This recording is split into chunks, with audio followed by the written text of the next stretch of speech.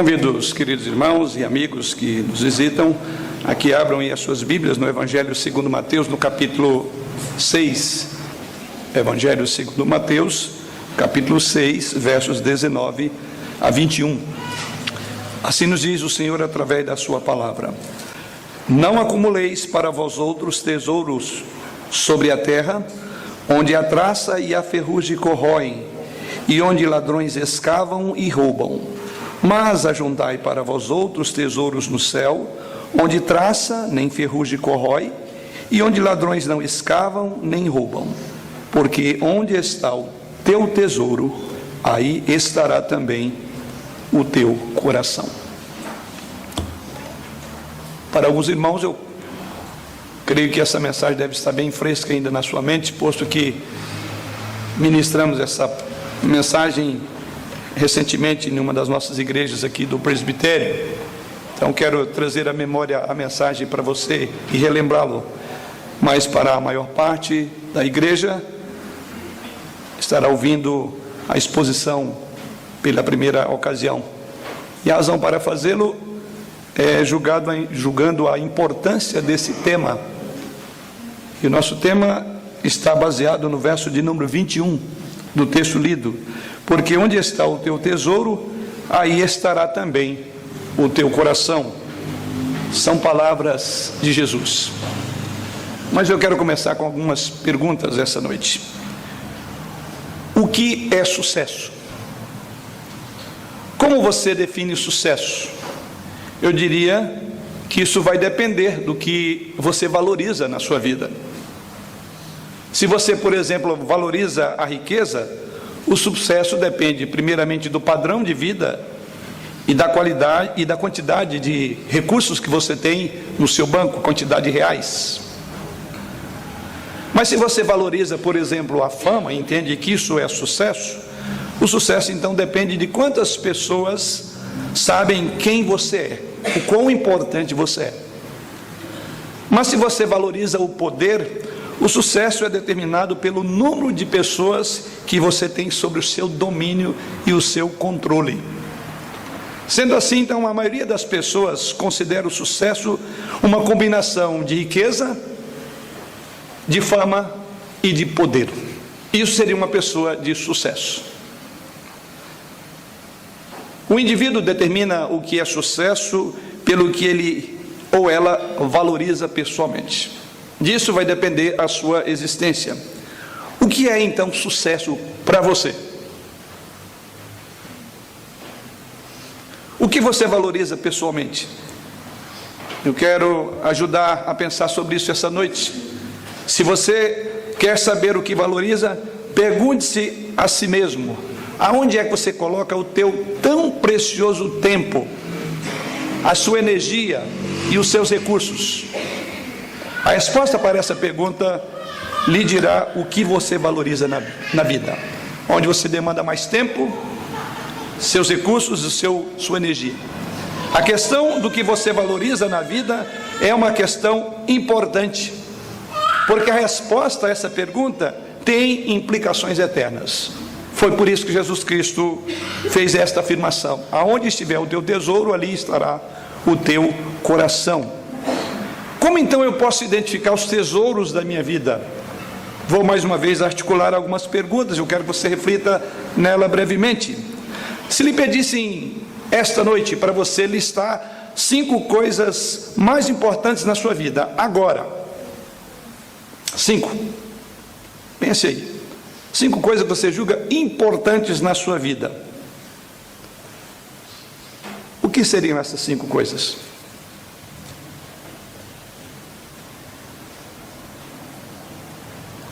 Mas vou ajudar com outras perguntas. Imagine que a sua casa pegasse fogo. Quais itens que você resgataria antes de sair? O que você diria? Disso eu não posso abrir mão. Vou até me expor ao perigo de me queimar, mas isso eu resgataria num eventual incêndio que acontecesse na minha casa. Olha, eu não sei se você adicionaria essa lista de 5 coisas, mas sejam elas quais forem, esses itens revelam as coisas que realmente você valoriza na vida. Essas coisas são as coisas que você valoriza na vida.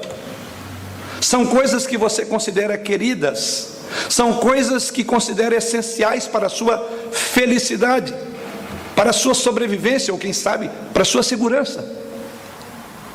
Pois bem, elas são os teus tesouros. E os seus tesouros determinam as suas prioridades. Eles revelam as suas verdadeiras ambições, suas atrações e seus afetos. Movem você. Você vive em função disso. Isso norteia a sua vida. Mas a questão decisiva, querido irmão ou caro amigo, pergunto, dessas coisas que você possivelmente pensou, ou que você tiraria num eventual incêndio, essas coisas que você valoriza atualmente, que você tem aí na sua lista, são as coisas que deveriam ser valorizadas? São tesouros duradouros? Qual seria, por exemplo, o valor dessas coisas que você tenha pensado, se uma ou duas, daqui a 5 a 10 anos? Diz que você pensou. Qual valor terá isso para você daqui a 5 ou 10 anos? A minha pergunta é, esse valor, ele valorizaria, cresceria mais ou depreciaria? Chegaria um momento em que você perderia até o interesse por essas coisas que atualmente você tanto preza, que você coloca aí na sua lista de coisas principais?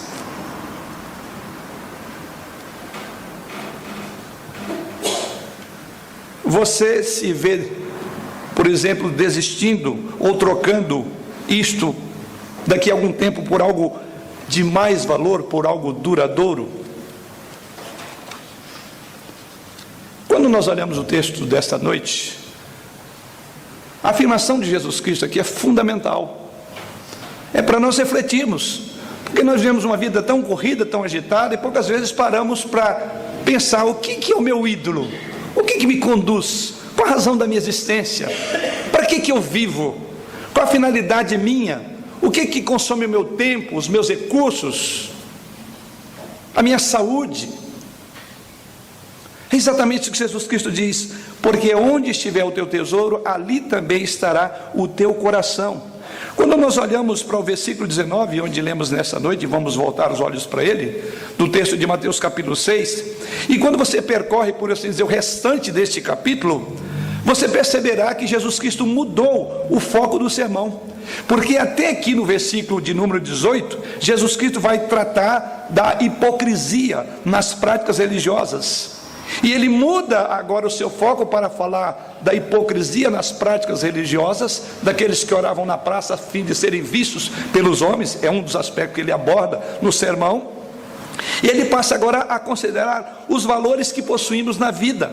Ele explicou que os valores mundanos são tão perigosos quanto a hipocrisia religiosa, pois a menos que o objeto das nossas vidas, ou no dizer do texto, os nossos tesouros, se baseiem em realidades eternas, nós corremos um sério risco de perder tudo. O nosso Senhor afirma isso nos 3 versículos que vamos pensar nessa noite. E eu quero considerar esse versículo sobre uma perspectiva daquilo que emerge de mais importante no texto. Vamos então considerar esta passagem com 7 coisas importantes dentro desses 3 versículos. Vamos orar. Pai, mais uma vez voltamos à tua presença, na convicção de que o Senhor que inspirou, através do teu Santo Espírito, ao evangelista Mateus, para registrar esse ensino de Jesus aos seus discípulos, ali no sermão da montanha, é o mesmo Espírito que também falará ao nosso coração. Por isso, Pai, fala, porque como servos nós queremos ouvir a tua doce voz falando ao nosso coração. Não permita que qualquer distração, qualquer outra preocupação, tire a atenção nossa daquilo que o Senhor tem a falar nessa noite. E que, quando tu falares, através da tua palavra, que os nossos corações se abrem para ela, e se convertam a ela, e sejam transformados por ela. Pois em Jesus que nós oramos. Amém. Então, a primeira coisa importante a destacar é que todo mundo tem um tipo de tesouro, porque é exatamente isso que Jesus Cristo diz: não acumuleis para vós outros tesouros sobre a terra. E essa é a primeira verdade que ressalta aos nossos olhos. A implicação do que Jesus Cristo coloca nesses 3 versículos é que todo mundo tem algum tipo de tesouro, inclusive até aquelas pessoas que dizem que não tem nada, ou as pessoas que vivem na rua, os andarilhos, até as pessoas pobres ou paupérrimas. Porque a razão pela qual Jesus Cristo coloca aqui é de que ele não exclui ninguém, porque os tesouros, todos nós o possuímos. Porque tesouro necessariamente não quer dizer recursos financeiros, mas tem a ver com afeições do coração, aquilo em que você gosta e tem prazer. Então você não precisa ter dinheiro. Então, nesse sentido, todos nós temos tesouros na vida. Assim, todo ser humano, independente da idade, do status, do gênero, da etnia, da formação educacional, considera alguma coisa valiosa na sua vida. Até o pobre tem lá o seu cachorro do lado. Os andarilhos, observem bem o tanto que eles cuidam dos seus cachorros. Você pode até não dar o alimento para ele, mas você dá para o animal dele. Quem sabe é a grande preocupação, é a segurança dele enquanto ele dorme. Então, seja como for, e é por isso que Jesus Cristo parte do pressuposto natural. Portanto, a pergunta para todos nós é, incluindo os jovens: qual é o seu tesouro? Já que você não está excluído do que Jesus Cristo diz, porque todos nós temos afetos, temos afeições, temos desejos em alguma coisa. Isto é o nosso tesouro. Mas, em segundo lugar, o que são os tesouros ditos por Jesus Cristo? Os tesouros podem ser tangíveis, como também intangíveis. Eles podem ser mantidos na mão ou simplesmente armazenados na mente e no coração. Porque o conceito de tesouro aqui é muito mais amplo do que o que nós imaginamos. Na verdade, a ideia que Jesus transmite aqui é que o tesouro é algo sobre o qual você coloca os seus afetos, é algo no qual você dedica a sua atenção.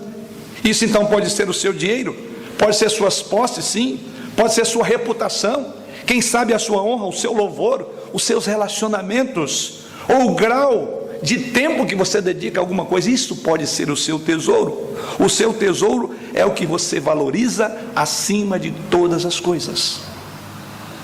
Por exemplo, quando olhamos as Escrituras Sagradas, lembramos muito bem daquela situação de Acã, que guardou um ídolo, ou guardou ali coisas que Deus disse que não deveria levar. E o que vemos ali, ele valorizava uma roupa babilônica, conforme o texto, e um pouco de prata e ouro acima dos mandamentos de Deus, de que não deveria colocar a mão naquilo. Assim diz o texto sagrado, lá em Josué capítulo 7, que ele pegou o que foi proibido na conquista de Jericó. E diz o texto que, visto que Acã apreciava mais as coisas do que a obediência a Deus, ele acabou perdendo tudo, porque Deus ordenou a terra abriu e engoliu ele, a família e todos ligados a Acã. Era o seu tesouro. Ele morreu, por assim dizer, engolido pela terra, porque amava mais as coisas do que obedecer a Deus. Custou um preço muito caro. Mas, por outro lado, podemos olhar no Novo Testamento um outro exemplo, Ananias e Safira. O tesouro deles era mais ou menos aquilo que deveria ser a sua reputação. E o texto sagrado ali de Atos capítulo 5 diz que eles queriam ser mais honrados diante dos homens do que ter a aprovação de Deus. Porque o texto sagrado diz que toda a sua atitude e comprometimento estavam voltados para a sua honra e reputação pública, porque eles maquinaram alguma coisa em casa, de que eles dariam recurso em função de um bem que eles haviam vendido, de uma propriedade, e mentiram publicamente, até que foram desmascarados pelo apóstolo, dizendo: você não mentiu a homens, mas mentiu a Deus. Então eles queriam passar-se por pessoas honestas, quando na verdade Deus os havia reprovado. Assim, querido, então, o seu tesouro é a sua atitude em relação aos seus bens. É o que você mais se esforça para alcançar. O seu tesouro é aquilo que você mais teme perder. É aquilo que naquele eventual instante você não abriria mão. Ou aquelas 5 coisas que você, quem sabe, tem alistado. E eu espero que até o final do culto você continue pensando em mais alguma coisa. Se você não fechou a lista de 5, talvez você diga: pregador, eu tenho muito mais que 5. Eu acho que os dedos da mão são poucos ainda. Seja o que for, a questão é: qual é o seu tesouro? O que você considera mais valioso? É algum bem precioso? Talvez a sua aparência física. Aqueles que não abrem mão da aparência, inclusive pagam altos custos para manter uma aparência que dentro em breve será sepultada, que em breve definhará. Ou quem sabe uma roupa cara. Aqueles que compram roupa não pela roupa propriamente, mas pelo tamanho da etiqueta, para todo mundo saber que essa é uma marca importante. Ou quem sabe um talento, uma habilidade invejável. Seja o que for, a questão é qual é o seu tesouro. Ou talvez, quem sabe, o seu tesouro, querido, seja um ciclo particular de amigos. Quem sabe o seu tesouro seja o desejo de ser ouvido, de ter atenção voltada para você, ser reconhecido em suas realizações. Quem sabe é um namorado ou uma namorada, ou algum tipo de relacionamento que você guarda com você e diz: disso eu não abro mão, eu sou capaz de pagar o preço que for, porque este relacionamento é importante para mim. Você pode reconhecer seus tesouros como aquilo que considera mais importante para você, aquilo que acredita que você não pode prescindir dele, você não pode viver sem ele, porque isso traz para você o maior prazer, traz satisfação, é aquilo que você mais pensa. Você pode desistir de todas as coisas, mas desse tesouro você não estará pronto a abrir mão. Terceiro lugar, outro ensino que emerge desse texto, é que Jesus não se opõe a ter tesouros. Ele não diz: você não deve ter. Não é esse o fato. Quando Jesus disse: não ajunteis tesouros na terra, no texto lido, significa que é errado o cristão ter algum tipo de propriedade, de recursos, de prevenção para o futuro. Não.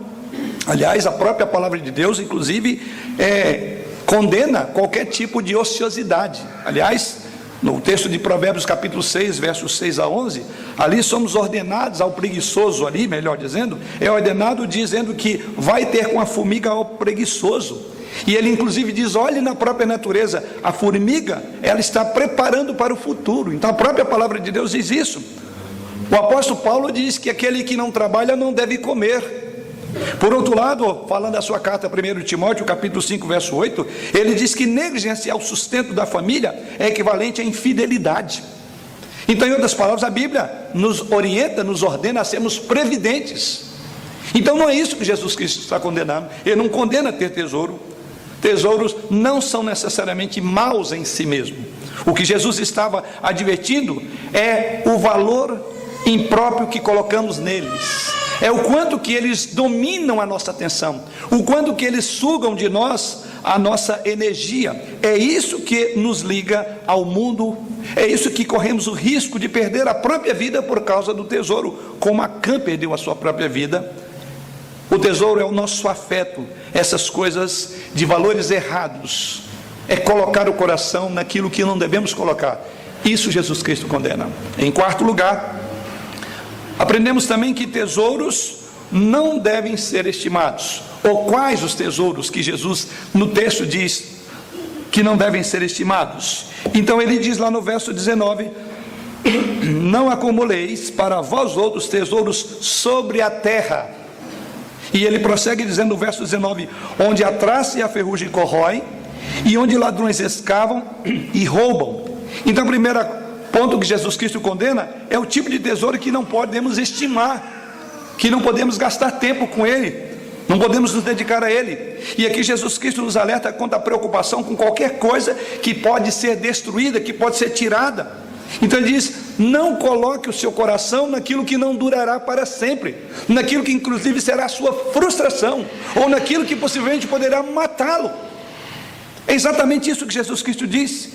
Isso é trazido pela referência que Jesus Cristo faz a três coisas. Ele diz: porque esse tipo de tesouro que você não deve colocar a mão é onde a traça, a ferrugem e ladrões estão trabalhando.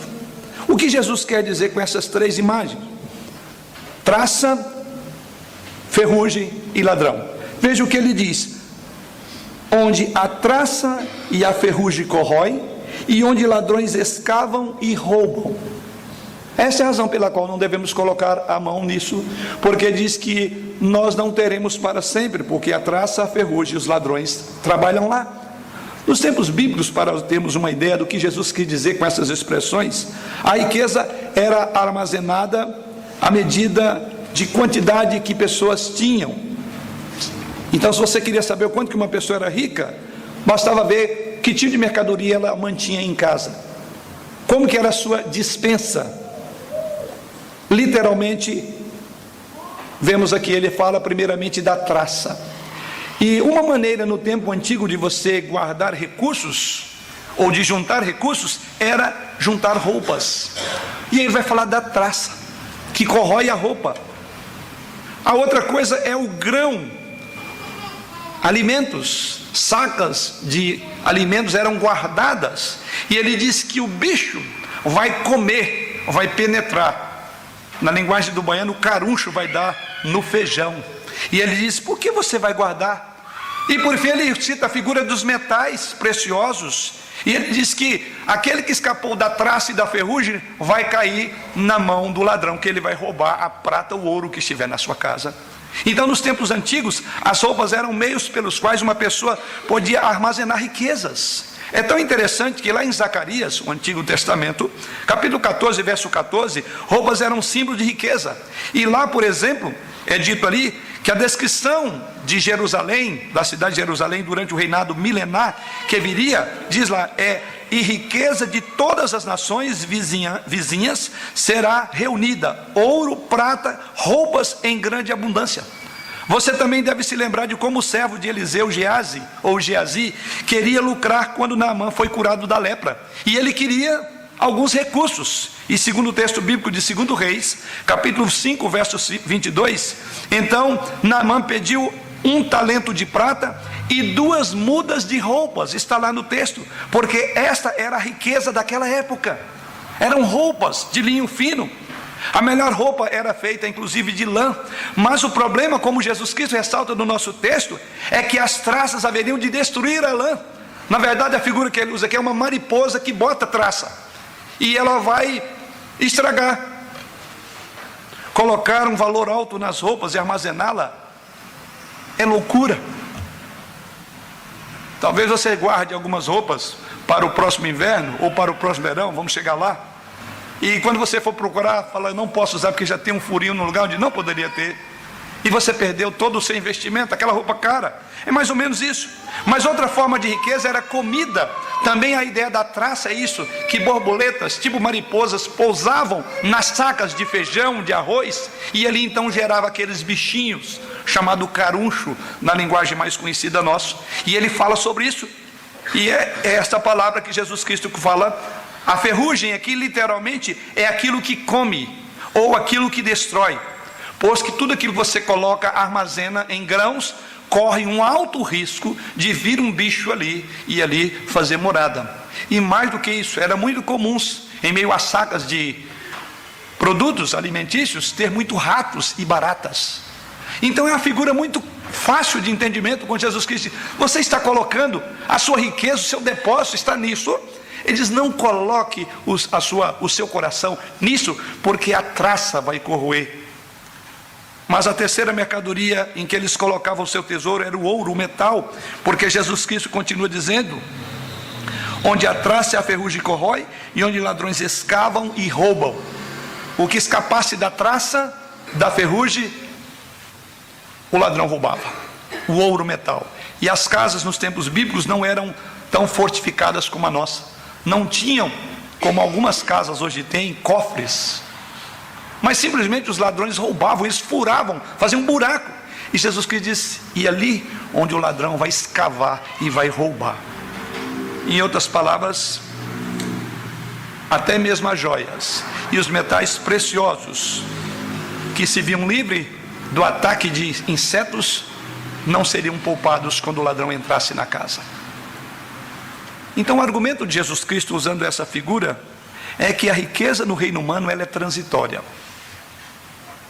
Os tesouros na terra estão sujeitos a serem comidos, a serem corroídos, comidos pela traça, corroídos pela ferrugem ou roubados por ladrões. Não importa o que você faça, não importa o quanto você tente, você não pode garantir que não perderá esses bens. Como essas 5 coisas que eu pedi para você listar. Eu ainda disse, daqui a 5 anos você terá elas. Daqui a 5 anos essas coisas serão aquelas nos quais o seu coração estará também. Mas prosseguindo, você deve então reconhecer os tesouros terrenos sob essa perspectiva de Jesus Cristo. Eles são transitórios, eles são passageiros. Quinto aspecto a ser considerado no texto, os tesouros então a serem estimados. Porque depois que Jesus Cristo fala a razão para não juntar esse tipo de tesouro, por outro lado, ele não nos deixa em aberto, ele explica: mas ajuntai, diz o verso 20, mas ajuntai para vós outros tesouros no céu.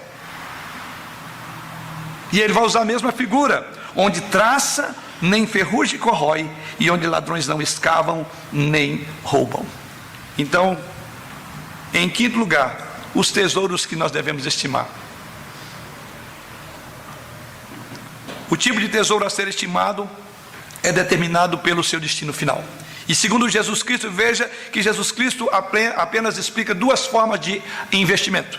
Ou você investe nessa terra, e ela vai comer todo o seu patrimônio, todo o seu tesouro, ou você investe no céu. Não tem meio termo, não há um meio caminho na visão de Jesus Cristo, é na terra e nos céus. O primeiro tesouro, diz o Senhor Jesus Cristo, ele é da terra, ele está concentrado no que é terreno, ou naquilo que só tem valor por um determinado tempo, naquilo que o mundo considera como algo de valor. Como disse ainda há pouco, as pessoas consideram a reputação, o nome, o status. Que reputação, nome e status tem depois que o indivíduo fica em forma cadavérica num leito de enfermidade ou quando ele é sepultado? Todos os seus títulos, todas as suas riquezas transformam-se em nada, não servirão para nada quando a lápide do seu túmulo selar o seu destino. E Jesus Cristo diz então: olhe, o tesouro no céu. Por outro lado, o tesouro no céu não pode ser afetado de Jesus Cristo por nenhum ato, por nenhum pecado e nenhuma consequência, porque ele está armazenado no céu. Então esses tesouros, segundo Jesus Cristo, apontam para as coisas que verdadeiramente têm valor, que têm valores duradouros, que transcendem a sepultura e permanecem para sempre, porque é um local onde a traça não vai comer, a ferrugem não vai correr, o ladrão não tem acesso. É o tesouro no céu. O tesouro depositado no céu, diz Jesus Cristo, ele é imperecível. Nenhum fogo, nenhuma inundação pode destruí-lo, nenhum ladrão pode despojar você desse tipo de bem, nenhuma traça ou ferrugem pode corromper, pois ele está guardado em Deus. É aí que você tem que guardar o seu coração. O apóstolo Paulo nos dá uma explicação clara do tipo certo de tesouro que devemos ter, quando ali na sua primeira carta a Timóteo, capítulo 6, versos 17 a 19, veja o que ele afirma. 1 Timóteo capítulo 6, versos 17 a 19. Assim diz o Senhor: exorta aos ricos do presente século que não sejam orgulhosos, nem depositem, olhe bem essa expressão, a sua esperança na instabilidade da riqueza. Instabilidade. Quantos poderosos do nosso século morreu mendigando pão? Quantos ganhadores em loteria, veja o fim deles, predominantemente pobres, se não até mortos por causa da própria riqueza. E Paulo diz que não ponha o seu coração naquilo que é instável. Hoje você tem, amanhã você não terá. Mas Paulo continua dizendo: mas depositem sim em Deus, que tudo nos proporciona ricamente para o nosso aprazimento, para a nossa satisfação, para a nossa alegria. Ele prossegue, verso 18: que pratiquem o bem e sejam ricos de boas obras, generosos em dar, prontos a repartir. E ele conclui no verso 19: que acumulem para si mesmos, olha aí, tesouros sólido fundamento para o futuro, a fim de se apoderarem da verdadeira vida. Jesus está ensinando que o tesouro no céu é acumulado mantendo as prioridades divinas em sua vida, como retidão, obediência a Cristo, seguir ao Senhor. A maneira de acumular tesouros no céu é desenvolver um caráter semelhante ao de Jesus Cristo. O Senhor de toda a criação não teve onde reclinar a cabeça, Ele próprio diz isso. O Senhor, dono da terra e do céu, foi levado pelo Espírito Santo, logo no início do seu ministério, para um local de sequidão, no deserto, e ali 40 dias e 40 noites. E em que ele foi tentado? Diz o tentador lá: coma, transforme pedras em pães. Jesus Cristo não caiu na tentação. E é estranho como o próprio Cristo não caiu na tentação, e que somos cristãos, ou semelhantes a Cristo, seguidor de Cristo, temos caído no engodo de que essas coisas vão dar realização para todos nós. Aqui Jesus Cristo está dizendo que o desenvolvimento do caráter é aprimorado quando dedicamos as nossas devoções pessoais, a nossa oração, o nosso estudo ao Senhor. Finalmente, Jesus Cristo então diz: acumulem tesouros nos céus.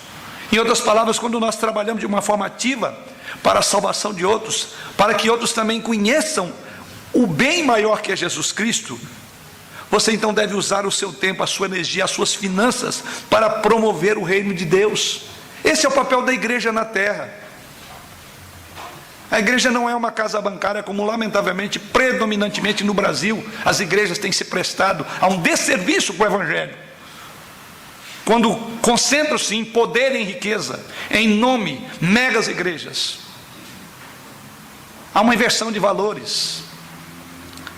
Onde é que nós devemos investir? É naquelas coisas que permanecem para sempre, no reino do Senhor.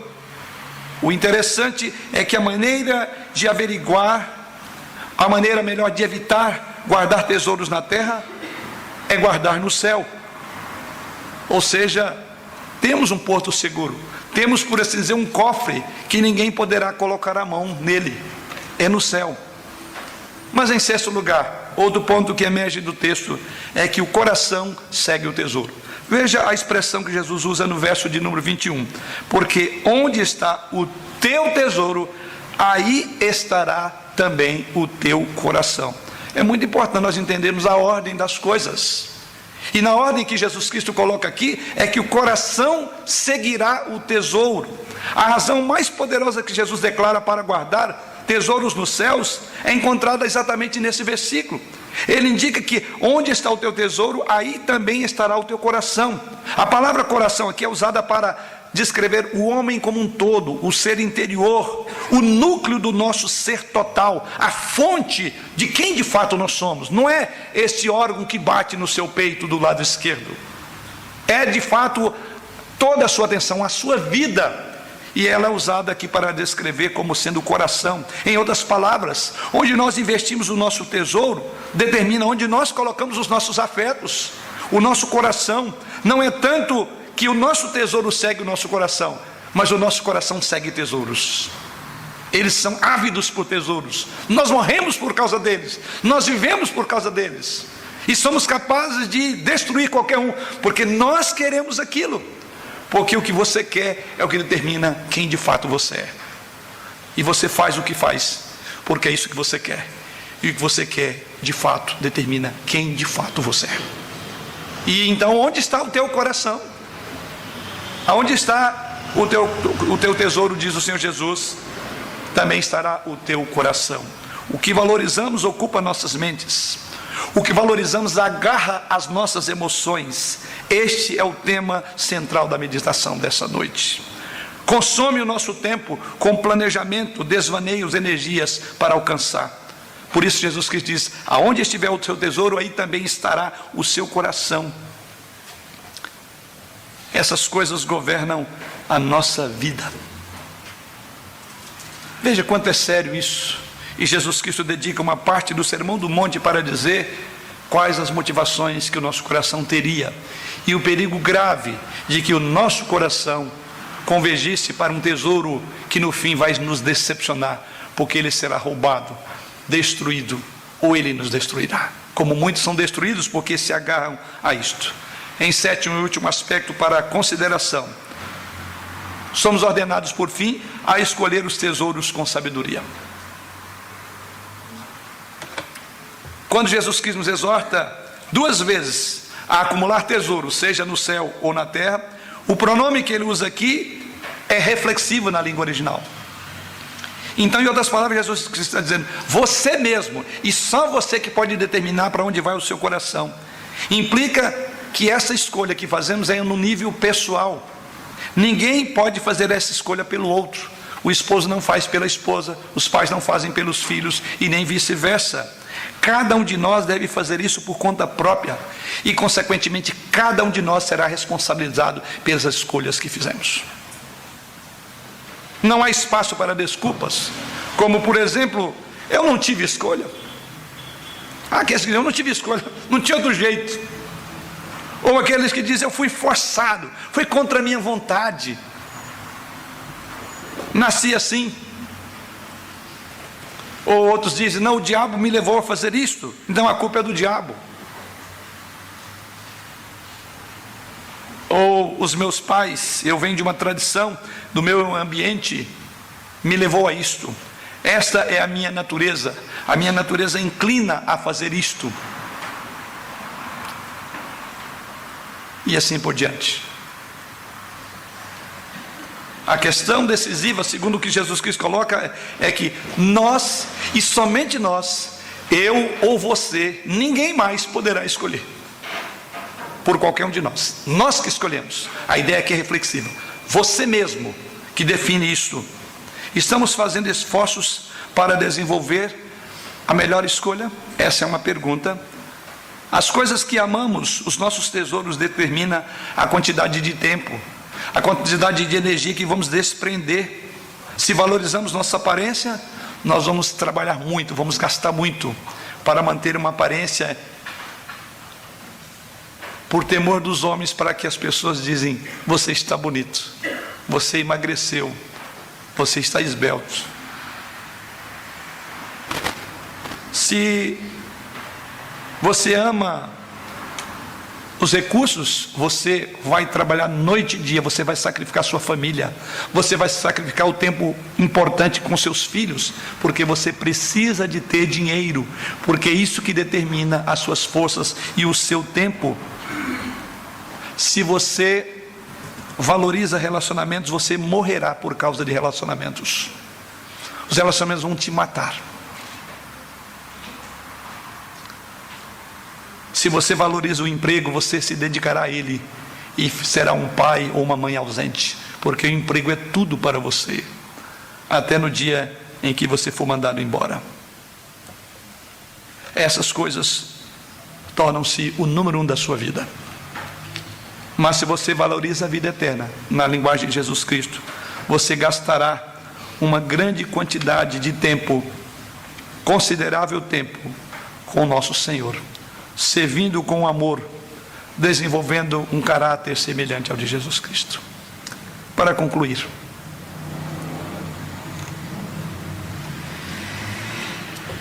onde ou em que você coloca a maioria das suas forças e a maior parte do seu tempo? Comecei esta exposição com perguntas e quero concluir com outras perguntas. O que é que você valoriza? Melhor dizendo, a quem é que você serve? Não podemos, na visão de Jesus Cristo, viver sem algum tipo de lealdade. Ou nós seremos leais ao Senhor, ou seremos leais ao nosso ídolo maior, nós mesmos. Todos vivemos para alguma coisa. Jesus Cristo apontou a relação entre o coração e o que fazemos, quando ele diz, pois onde está o teu tesouro, aí também estará o teu coração. A minha pergunta é, aonde você está guardando o seu tesouro? É aqui na terra ou no céu? Onde está o teu coração? Como disse, é fundamental a resposta a essas perguntas. Dela demanda e depende o seu destino eterno. Uma coisa é certa, se o teu coração está posto nas coisas transitórias, um dia a traça, a ferrugem haverá de corroer, e o que sobrar da traça e do ferrugem o ladrão vai roubar. E talvez a você será dito, como Jesus Cristo disse, aquele moço da parábola descrita, em que ele teve uma colheita extraordinária. Jesus Cristo disse que aquele homem estava tão satisfeito com aquilo que ele ampliou os seus celeiros para juntar mais grãos. E ao final aquele homem bate no peito e diz, alma, tens em depósito para muitos anos, come, bebe, regala-te. E Jesus Cristo na parábola diz que naquela noite Deus veio àquele homem e disse, louco, esta noite te pedirão a tua alma, o que tu tens preparado? Para quem será? E Jesus conclui dizendo, assim é todo aquele que entesoura para si tesouros na terra e não é rico para com Deus. Até onde essas coisas que você alistou no início dessa mensagem vai te levar? Uma coisa eu tenho plena convicção, independentemente de quanto é o tamanho da sua lista, nenhuma delas traspassará da morte para a eternidade. Mas elas poderão ser o seu desastre para a vida eterna. Porque se você não ajunta tesouro para com Deus, não espere ser premiado no céu, porque você guardou o seu tempo naquilo que não deveria guardar. Você dedicou o seu coração naquilo que era efêmero e passageiro. Por fim, eu diria que é possível que o nosso coração esconda algo terrível que nós abominamos como cristão, ou seja, a idolatria. Idolatria não é tanto somente adorar ídolos, mas é colocarmos pessoas ou coisas no trono da nossa vida, no lugar que deve ser ocupado somente pelo Senhor. Lamentavelmente, não são poucas as vezes que trocamos o Senhor Jesus por outras coisas menores e tentamos nos justificar diante dos homens. Porém, não podemos fazê-lo diante do Pai Celeste, que tudo vê e perscruta o coração. Para aplicar o meu comportamento diário, minhas escolhas e ações revelam o que é importante para mim, conforme aprendemos nessa noite, e a forma como a qual eu vou lidar com isto. O nosso coração está sempre sendo governado por alguém ou por algo. O que controlar o seu coração, controlará também os seus desejos, as suas reações, o seu modo de relacionar com pessoas. Fica claro, no contexto de Jesus Cristo, nessa passagem, que só existem dois tipos de tesouros, o terreno e o celestial. Também aprendemos outro fato importante, é que seja qual for o tesouro que escolhemos, será ele que governará a nossa vida. Seja qual for, ele governará a nossa vida. As coisas mais trágicas que têm acontecido na vida de muitos é porque nós temos abraçado o tesouro errado. A grande tragédia da humanidade é que a humanidade não sabe fazer a escolha certa, pois isso haverá de extorquir tudo o que temos e somos, e no final uma eternidade desastrosa, sem tesouro no céu. Ainda, querido, você provavelmente já sabe as coisas nas quais você coloca o seu coração, e você sabe que você não tem controle dela, porque elas dominam você. O dinheiro pode te dominar. Meu pai já dizia que o dinheiro é um excelente escravo, mas um péssimo patrão, e não durará muito quando ele dominar você. Um relacionamento, por mais justo e correto, mas ele pode chegar às raias do desespero, da paixão, da sedução e do fascínio, e mata. O grande problema é que não temos controle sobre essas coisas, e elas, no final dos tempos, nos matará. Na maioria das vezes, elas ou nos escravizarão, nos tornarão dependente dela, ou mesmo nos matarão. Por isso você tem que tomar cuidado, o que governa o teu coração. Você provavelmente já sabe de coisas as quais o seu coração permanece nela. Talvez aquelas que entrou na sua lista no início desta mensagem. O que consideramos tesouro é aquilo que atrai a nossa atração, que desgasta a nossa força. Dr. Paul David Tripp, um dos conselheiros que leio bastante, ao comentar essa passagem, ele fala a respeito de 3 princípios que precisam ser considerados nesse texto.